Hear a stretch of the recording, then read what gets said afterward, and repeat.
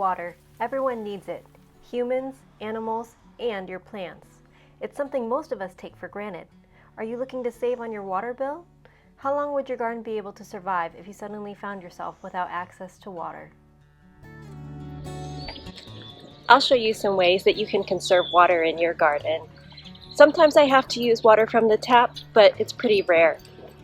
Welcome to True Freedom Permaculture, where I show you all the tips and tricks you need to have a green thumb, even if you weren't born with one. Rain barrels. These have been a real game changer for me. I had such a good experience with my first one last year that I went ahead and purchased another one this year. And these come in all different shapes, sizes, and colors, so you can really pick one that suits your taste. If you want to save some money, you can also make your own. All you do is you take the rain barrel and you place it underneath the downspouts located around your house. And when it rains, the water concentrates and fills up your rain barrel. They also feature an overflow hole, usually located on the front or the side, so any excess water can come out there. And then all you do is whenever you need some water, go ahead and turn on the spigot.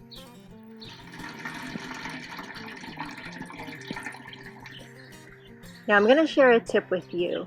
The one problem that I have with these rain barrels was last year I only used mine to fill up watering cans because I couldn't get enough water pressure to build up to use a hose with it. And what I did this year is that I decided, hey, I'm going to use gravity and get it on my side to help me. So I built up a base, as you can see here, with some bricks.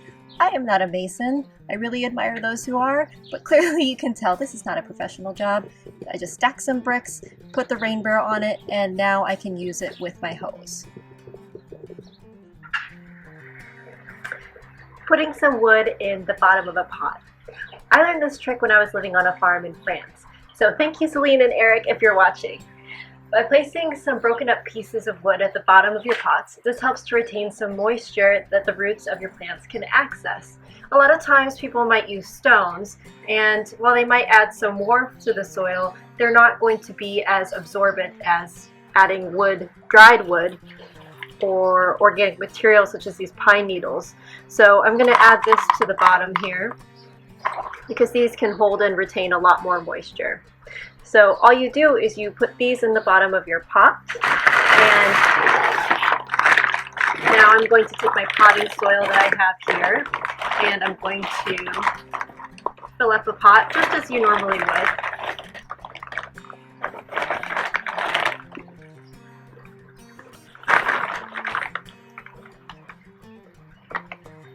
And now I have my tiny dill seedling. Isn't it cute? All right. So tuck that in.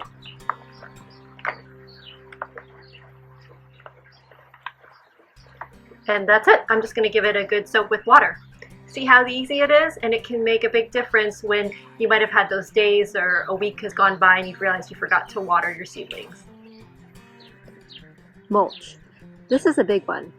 Whether it's a living mulch, such as the oregano growing underneath this tree, or a pile of wood chips like I have here, mulch will help protect and retain the moisture in the soil. In this video, I go into depth about the benefits of mulch, so I won't go on for too long about it here, but it's very effective in preventing the soil from drying out, so you don't have to water as often. During the harvest season, I'm always bringing in bits of greens, fruits, and vegetables from the garden. I used to just give them a rinse in the sink, however one day I realized what a waste that was. Now I collect them in a bowl, I fill the bowl with water, and let whatever it is soak, which is probably better anyway. Then I take out the produce and I use the water in the bowl to water the indoor houseplants or Zone 1 plants that could use a drink. Some plants and trees have extremely long roots that dig deep into the soil to draw up water and nutrients and bring them to the surface of the plant. Because of this, they're more likely to survive long periods of drought, and as opposed to plants that have a more shallow root system. Some examples of these types of plants and trees are aloe, agave, mesquite trees, horseradish, and lavender.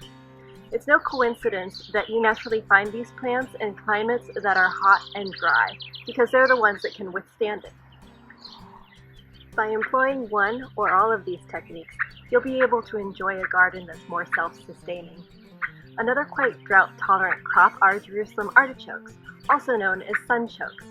If you click on the link on this video coming up here, I'll discuss the other benefits of sunchokes, so perhaps you'll be inspired to include them in your garden.